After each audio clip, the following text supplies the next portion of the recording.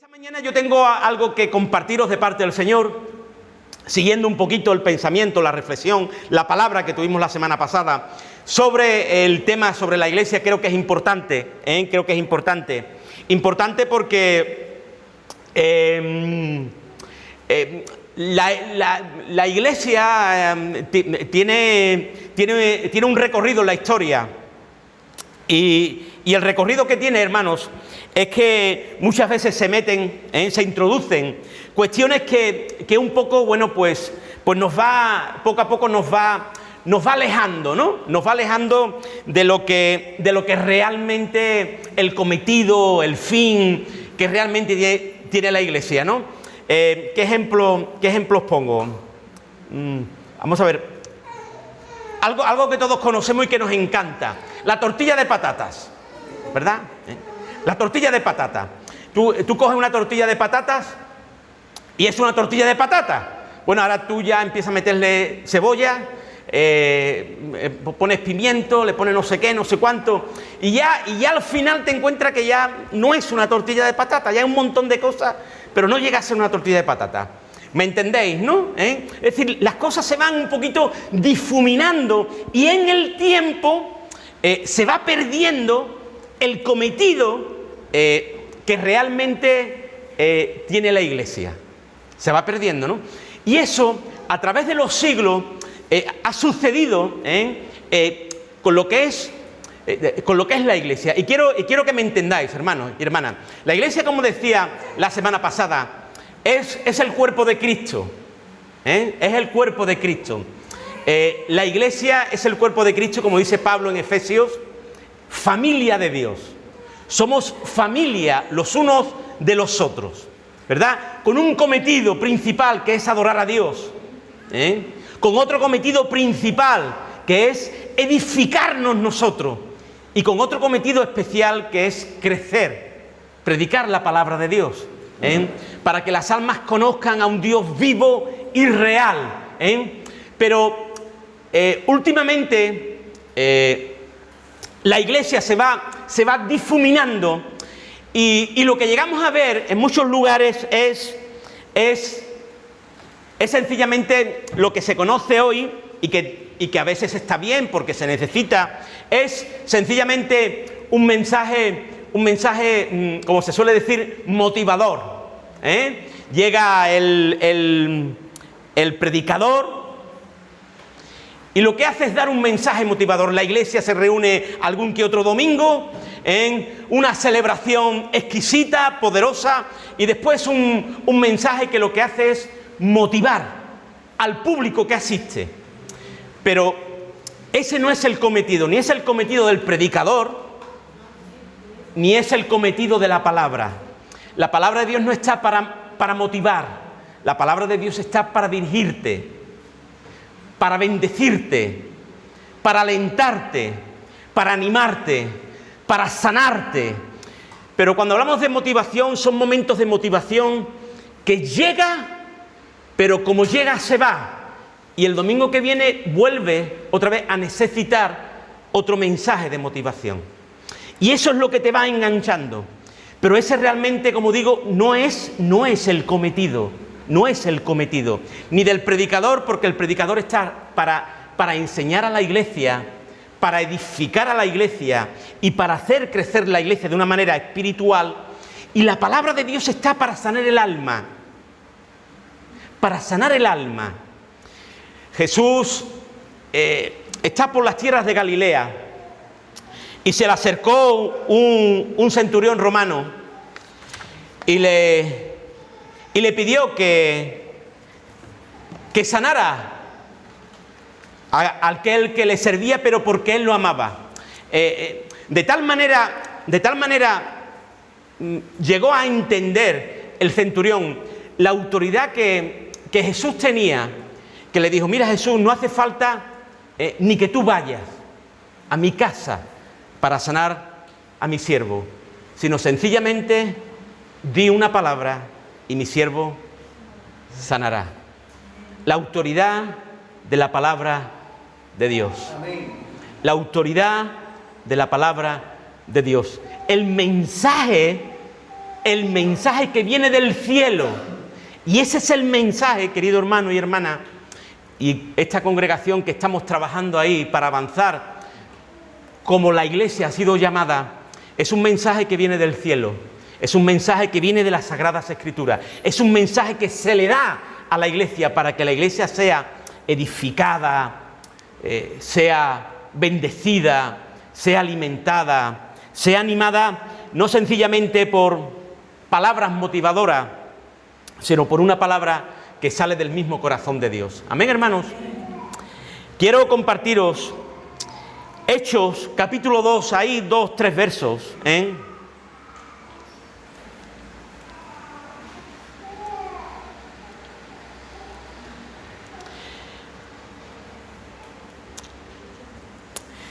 Dice Hechos capítulo 2, texto que conocemos de memoria abundantemente, lo hemos estudiado, leído en muchísimas ocasiones. Dice el capítulo 2 de Hechos de los Apóstoles, voy a leerme, me voy a quedar en el 42, pero dice el 37, dice, al oír esto, dice, se compungieron de corazón y dijeron a Pedro y a los otros apóstoles, varones hermanos, ¿qué haremos? Pedro les dijo, arrepentíos y bautícese cada uno de vosotros en el nombre de Jesucristo para perdón de los pecados y recibiréis el don del Espíritu Santo. Porque para vosotros es la promesa y para vuestros hijos y para todos los que están lejos, para cuantos el Señor nuestro Dios llamare. Y con otras muchas palabras testificaba y les exhortaba diciendo, sed salvos de esta perversa generación. Así que los que recibieron su palabra fueron bautizados y se añadieron aquel día como 3.000 personas. Dice el verso 42, que quiero que ahí donde te quede y nos vamos a quedar. Dice, y perseveraban, ¿verdad?, en la doctrina de los apóstoles, en la comunión unos con otros, en el partimiento del pan y en las oraciones. Y quiero compartir esto, porque el domingo que viene, como sabéis, primer domingo de mes tendremos Santa Cena, ¿verdad?, partimiento del pan. Este texto se encuentra en un contexto que sabéis que ha venido el Espíritu Santo sobre la Iglesia. La Iglesia estaba esperando, ellos tienen un cometido, ya el Señor ha resucitado, ha ascendido a los cielos y los apóstoles están orando, esperando esa promesa que Jesús le había dicho sobre la venida del Espíritu Santo. El Espíritu Santo viene el día de Pentecostés, se derrama de una manera poderosa, genuina, como un viento recio sobre ellos, lenguas de fuego repartidas sobre ellos, y todos los que estaban allí fueron llenos del poder del Espíritu Santo. Dice que Pedro se levanta, empieza a predicar la palabra de Dios, ungido, bendecido, lleno por esa presencia del poder del Espíritu Santo, y dice que aquel día se convirtieron como 3.000 personas, y es ahí, dice que al oír esto se compungieron, etcétera, etcétera, el texto que hemos leído. En ese contexto nos encontramos donde la venida del Espíritu Santo se encuentra en el día de Pentecostés. Hermanos, el domingo pasado quiero que tengáis esto en mente. El domingo pasado hablábamos del cuerpo de Cristo. Nosotros como cuerpo y como familia de Dios. Y estuvimos sacando algunas verdades para que nuestras vidas fueran movidas y alentadas por el poder del Espíritu Santo para vivir una vida poderosa en Cristo. Una vida poderosa en Cristo. La Iglesia necesita vivir reflejando a Cristo, su vida y su mensaje. Porque es ahí donde nuestras vidas son sanadas, son cambiadas, son transformadas, son bendecidas por esa presencia gloriosa. No podemos estar sin vida, sin compromiso y sin reflejar una vida en el poder del Espíritu. Por eso hablábamos de dos aspectos, del compromiso con Cristo y compromiso con los hermanos. Y compromiso con los hermanos. Es ahí donde la Iglesia es movida de parte del Espíritu. La Iglesia, el cuerpo de Cristo no puede ser llevada y confirmada o conformada, ¿verdad?, por la sociedad que nos rodea. El mundo no puede marcar las características de la Iglesia. El mundo no puede marcar las características de la Iglesia. Y muchas veces queremos traer pensamientos, visión, modelos, valores del mundo a la Iglesia. Y el mundo, queridos hermanos y hermanas, no puede marcar las características de la Iglesia. Las características de la Iglesia las definen la palabra de Dios y la impartición del poder del Espíritu Santo. Vivimos en una sociedad que todo lo cambia y que cambia como nos cambiamos de camisa. Nos movemos a una velocidad rapidísima. La comunicación cada vez más compleja y más interactiva. Y ya estamos hablando de eso, de lo que será la inteligencia artificial y de todo esto que se nos viene. Los cambios políticos que tenemos, económicos, individuales, personales, colectivos, cada vez más individualismo, nuestros propios intereses, el egoísmo, el amor al dinero. Hoy en cualquier telediario hay una noticia que todos conocéis y que está llegando a todo el mundo, pero que poco se habla de cómo está el aceite, de cómo está el pan, de los problemas verdaderos, de los verdaderos problemas que hoy tiene el ser humano y que tú puedes tener o puedo tener yo. ¿Cuántos adolescentes, chicos con ese espíritu de suicidio, violencia de género, un montón de cuestiones que llevamos una semana casi prácticamente al margen, sencillamente por una noticia que en otro momento ni hubiera sido noticia, ¿no? Es decir, el mundo es cambiante. Hoy dice sí y mañana dice no. A lo bueno, como ya decía el profeta Isaías, le dice malo, y a lo malo le dice bueno. Lo que hoy importa, mañana no importa, y así es como nos movemos, hermanos.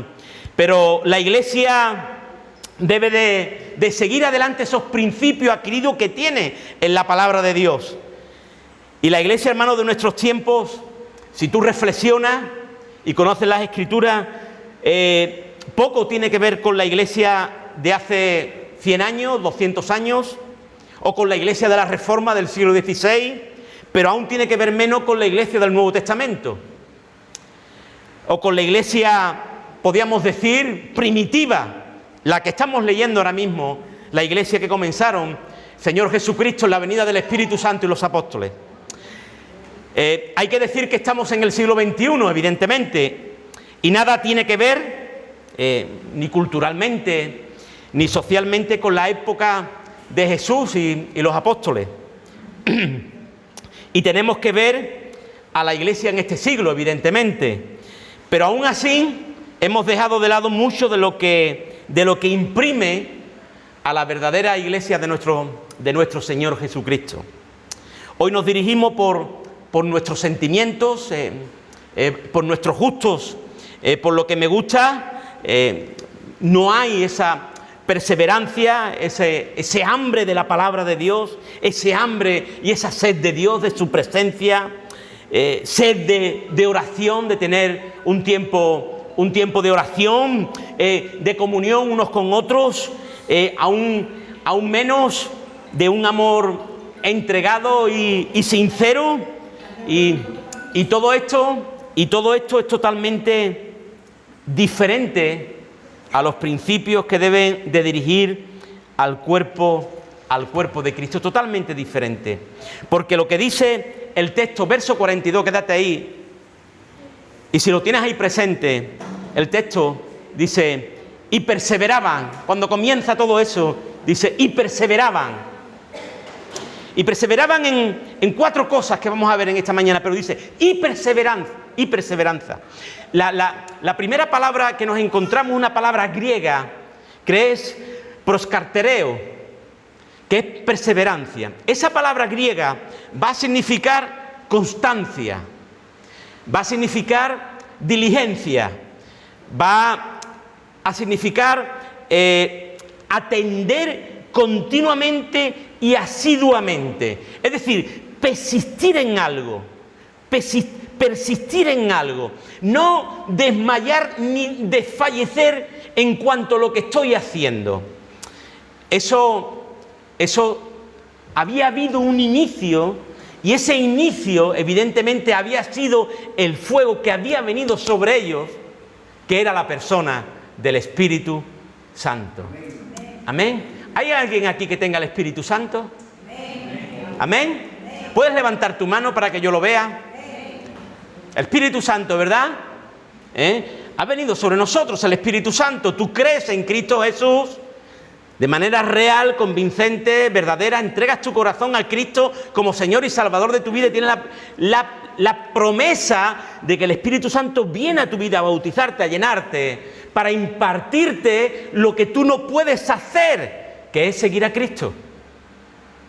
Por eso hay muchas personas confundidas y no siguen al verdadero Cristo. Siguen a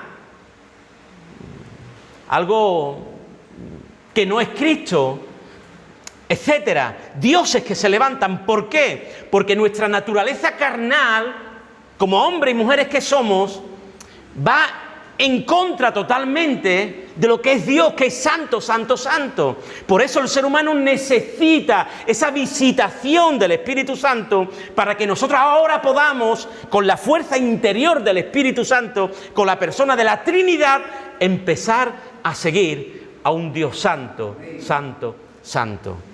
Y que lo que Él va a hacer en nosotros va a hacer cambiarnos, transformarnos, para que nosotros podamos llevar su imagen y su mensaje a esta sociedad que tanta falta hace. Amén, hermanos. Por eso va a decir, la perseverancia, perseveraban, es decir, no desmayaban, eran constantes, había fuego del Espíritu Santo en ellos para que fueran perseverantes. Había pasión.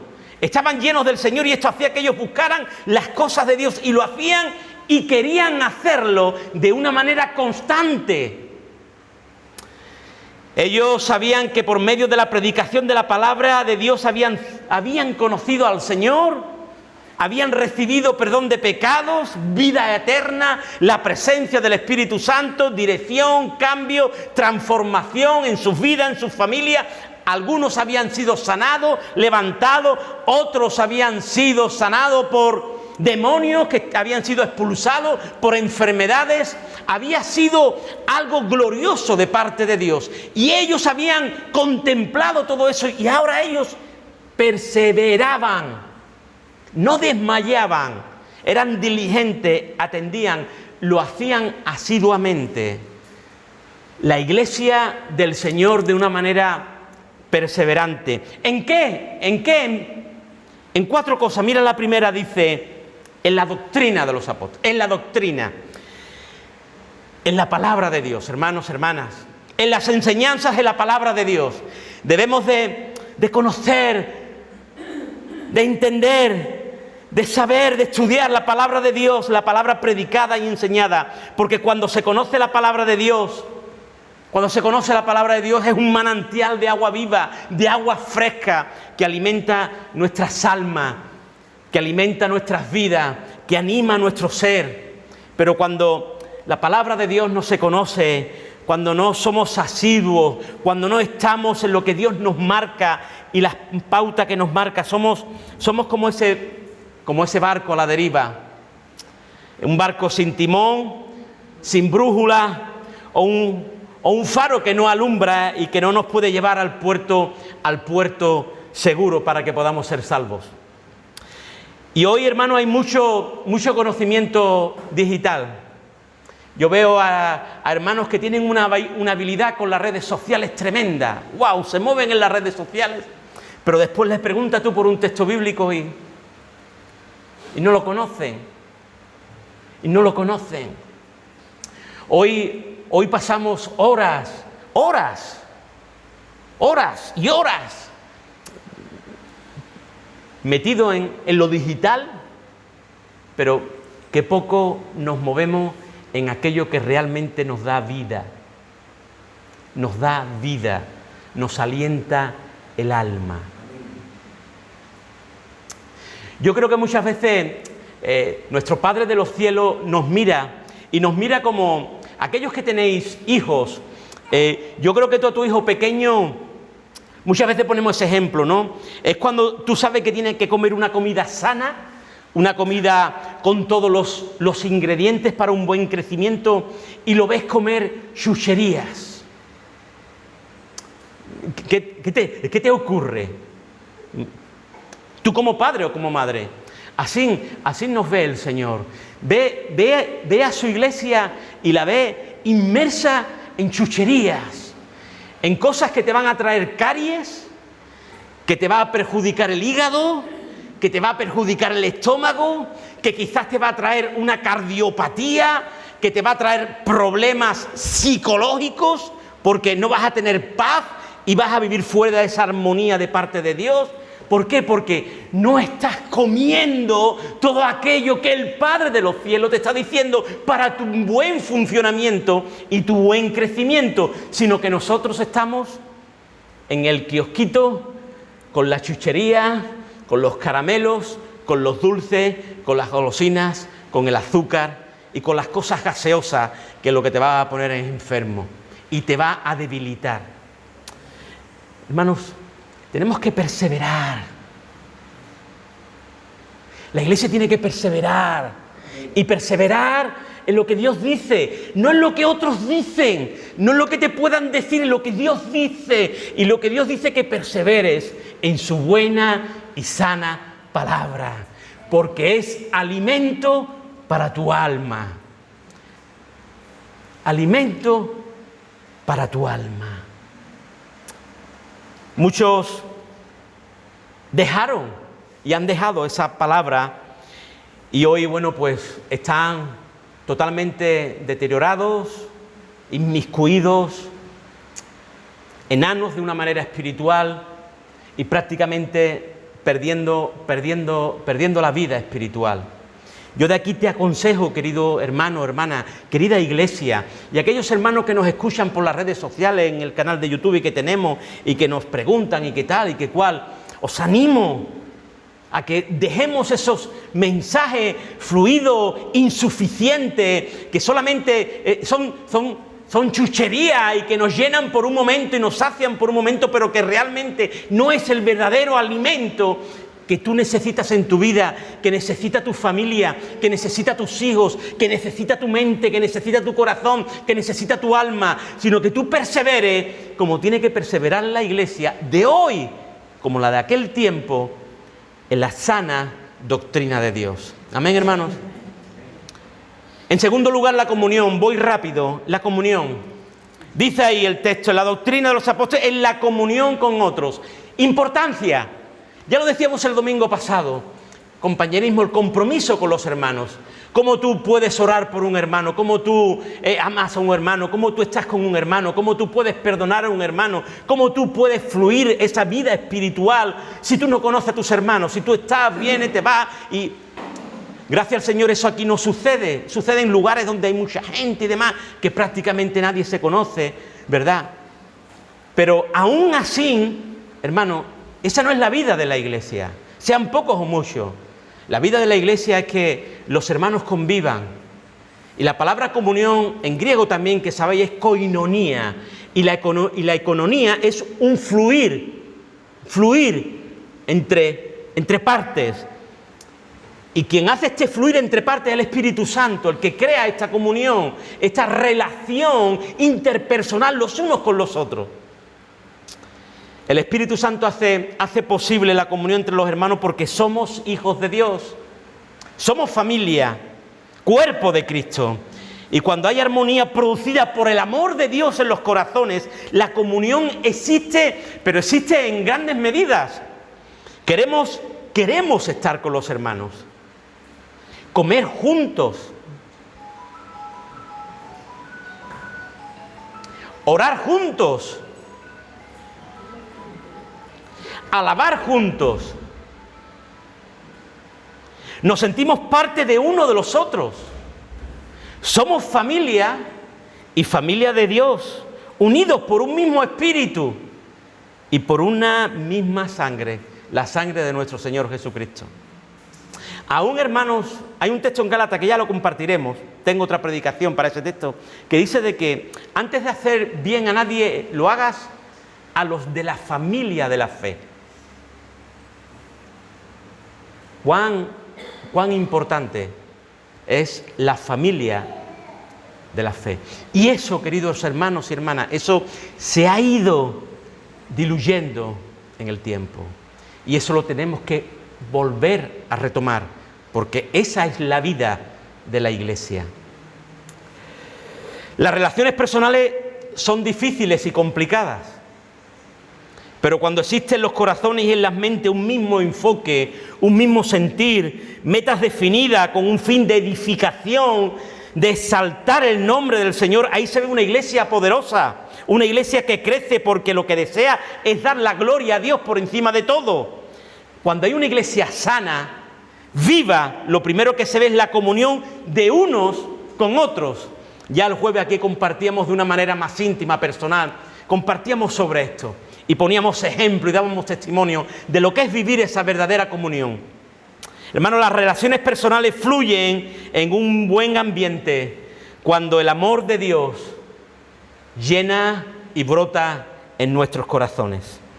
Los primeros hermanos nuestros cristianos, los primeros convertidos, perseveraban en la doctrina, en la enseñanza y en la comunión también de una manera constante y permanente, queridos hermanos. Por lo tanto, en tercer lugar, el texto, y vamos acabando, partimiento del pan, la Santa Cena. Y aquí voy a ser muy breve porque todos conocéis este tema. La iglesia primitiva perseveraba en este acontecimiento. Sabían que cuando se reunían para este hecho se recordaba la muerte de Jesús, su resurrección, su ascensión, su segunda venida. Este era el hecho, el centro de la iglesia. No eran ellos propiamente, sino el acontecimiento de recordar la muerte de Jesús. Hoy en las iglesias se le quiere dar el lugar al adorador en vez de darle el lugar a quien hay que adorar. Hoy en la iglesia, en primer lugar, se quiere dar lugar a los que asisten en vez de aquel que vive y reina por los siglos de los siglos. El centro siempre debe de ser Él, Cristo. Nosotros tenemos que estar a sus pies, rendidos a Él. Por eso, hermano, cuando hay algo que Jesús nos dice, haced esto en memoria de mí, eso se convierte sencillamente en un mandamiento. En un mandamiento. Haced esto en memoria de mí. Y cuando hay identidad de iglesia, repito, cuerpo de Cristo, familia de Dios, este hecho es sumamente importante. Hay deseo de reunirte alrededor de la mesa que prepara el Padre para sus hijos.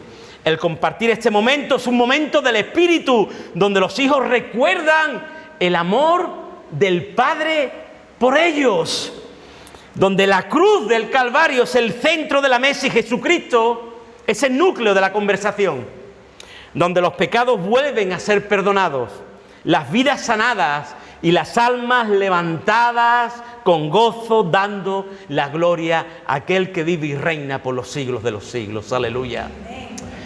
El compartir el pan, hermano, el tomar la Santa Cena no es algo meramente simbólico e intranscendente, no, es algo trascendente. Es donde los hijos y las hijas de Dios se reúnen a la mesa, donde todos recordamos ese momento histórico, donde tu vida y mi vida fueron cambiadas, fueron transformadas, fueron sanadas y levantadas para la gloria de su nombre. Amén, hermanos. Una iglesia que tiene que retomar todo este tipo de cosas. Todo este tipo de cosas. ¿Sabéis que ya hay iglesias que no están celebrando la Santa Cena? ¿Sabéis que hay iglesias que no celebran la Santa Cena? Ahora, ¿se le puede llamar iglesia? Bueno, sabéis que a nosotros no nos gusta entrar en ese discurso, ¿verdad? Pero es algo de la palabra de Dios. Es algo de la palabra de Dios. Y esa es la iglesia. Por eso digo, hermanos, cuando yo hablo con los pastores hablo de estos temas, ¿no? Hermanos, tenemos que volver a retomar cosas que se han ido diluyendo en el tiempo por otras cuestiones, ¿no? Hace poco veía algo, yo también voy alguna que otra vez a las redes sociales, al Facebook y estas cosas, y veía algo que me gustó, ¿no? Que decía, los pastores no estamos para llenar la iglesia de gente, sino los pastores estamos para llenar de gente el cielo. No las iglesias, el cielo. Porque tú puedes tener una iglesia llena de gente, pero ¿toda la gente irá al cielo? Ahora, la cuestión es que sean pocos o sean muchos, todos vayan al cielo. Porque muchas veces estamos ahí. Y lo sabéis. Yo aquí puedo dar un mensaje motivador, además, lo sé dar. En mi juventud también fui político, sindicalista, etcétera. Se da. Pero yo no estoy para eso. Yo estoy para predicar la palabra de Dios.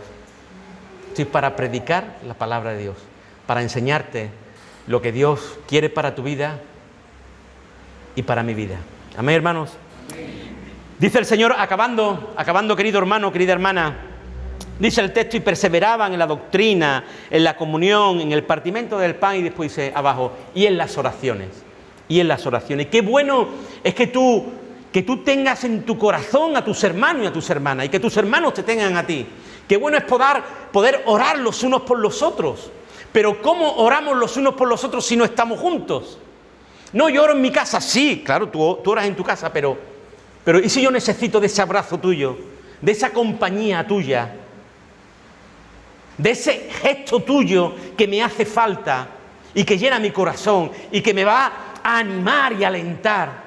Que bueno, dice el Señor ahí, en las oraciones, todos juntos, orando. Eso era un propósito de Dios. Hermanos, sabéis que hay que perseverar en las oraciones, porque la oración, dice el apóstol, es fuente de poder. Un cristiano que no ora es un cristiano derrotado. Un cristiano que no ora es un cristiano que no depende de Dios, porque la oración, lo que tú estás diciendo, que cuando tú oras, tú dependes de Dios. Tú no puedes solo y por eso clamas al cielo, porque no puedes sola. Y como no puedes sola, clamas al cielo pidiendo la bondad, la mano y el favor de Dios.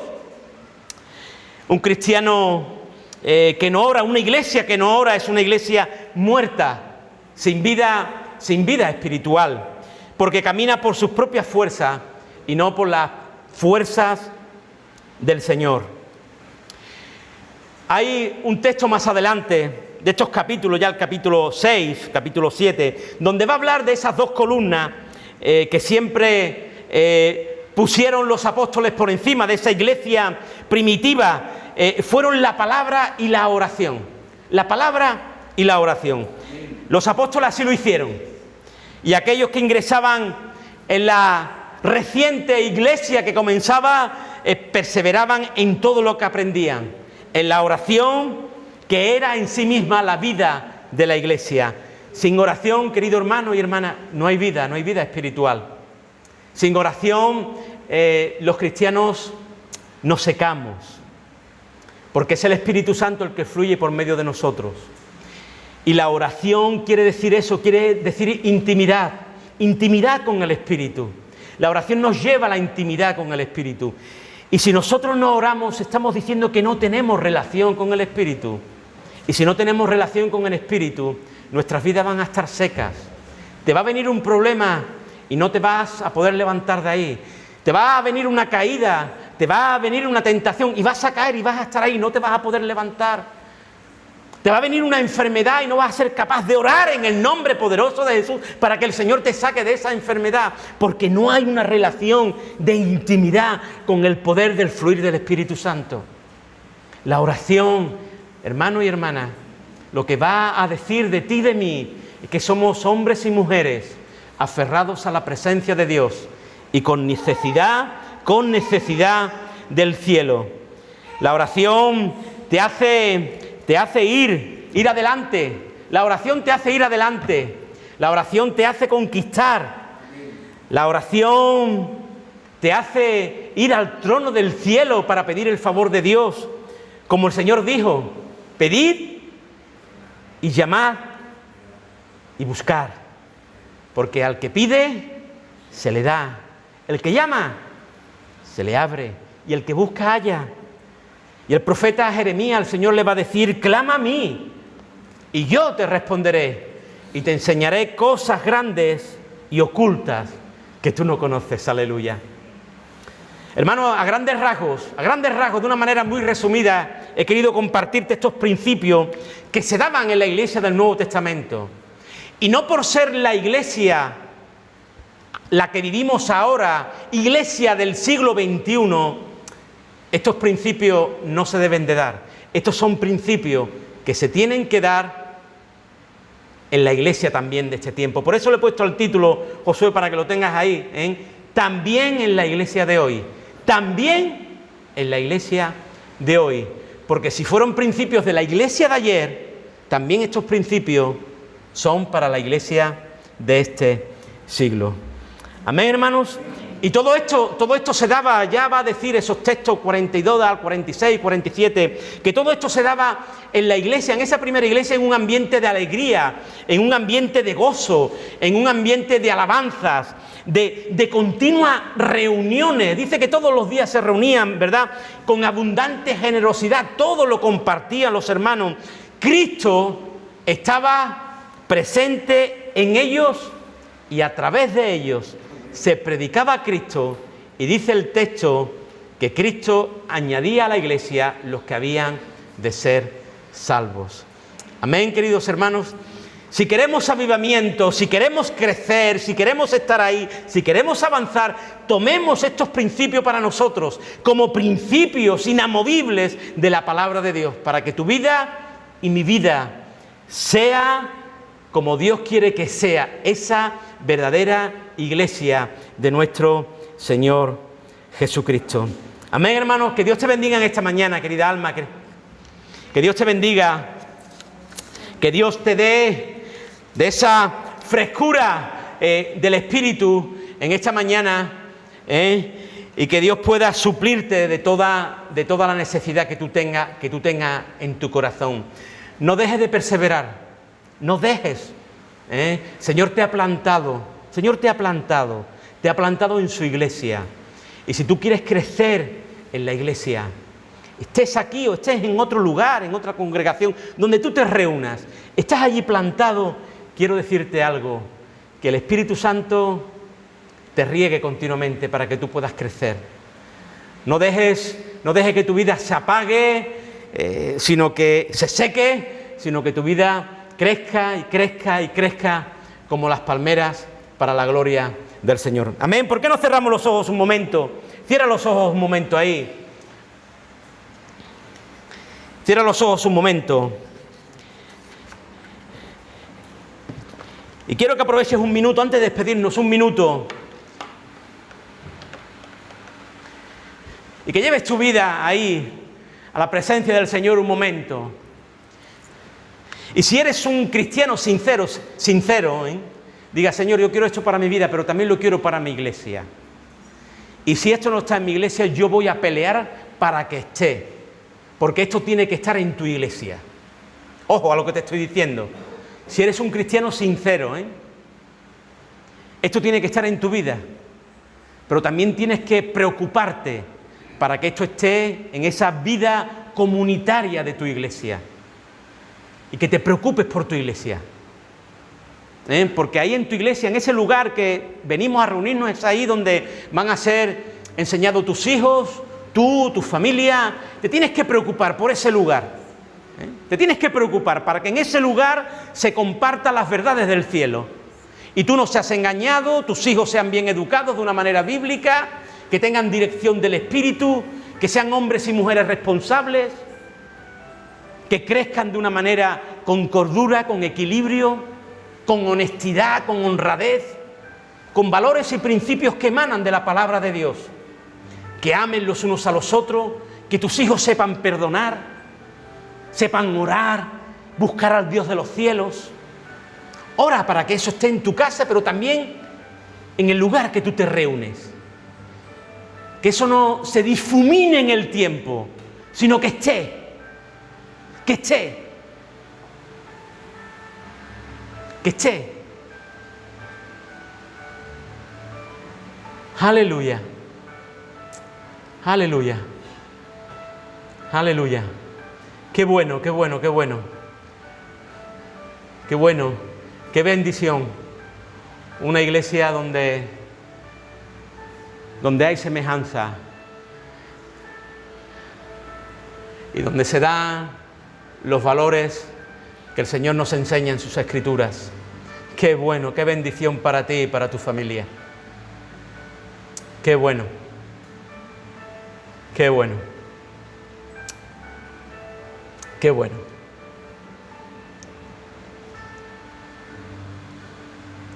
Cuando hay esa vida espiritual, los milagros ocurren. Ocurren los milagros. Hay sanidad. Las enfermedades son sanadas.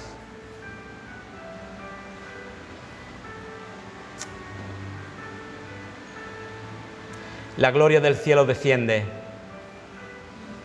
Las almas son añadidas. Hay cambios en las vidas. Hay transformación.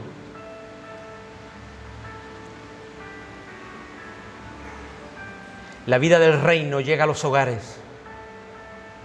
Matrimonios unidos. Hijos unidos. Que aman a los padres, que respetan a los padres. Hay algo del cielo. Hay algo del cielo cuando hay una iglesia que vive bajo la palabra de Dios. Aleluya. Aleluya. La paz abunda.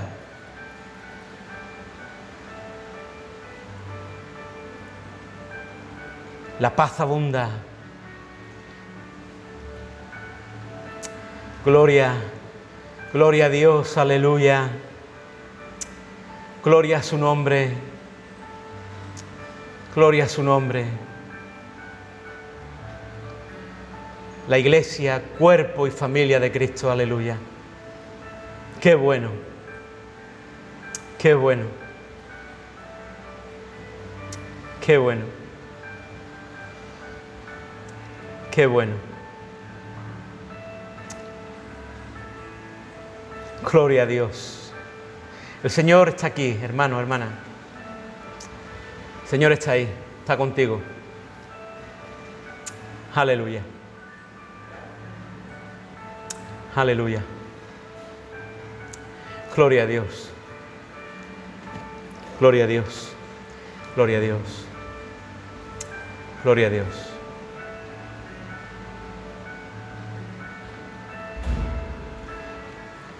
Vamos a acabar. Pídele al Señor que tú perseveres. Señor, que yo persevere, que persevere en tus caminos, Señor. Pídele al Señor que te bendiga, que te llene de su poder, para que tú no desmayes. Dile, Señor, antes de irme yo quiero pedirte en oración que yo persevere. Ayúdame a perseverar en tus cosas, Señor. Aleluya. Aleluya. Aleluya.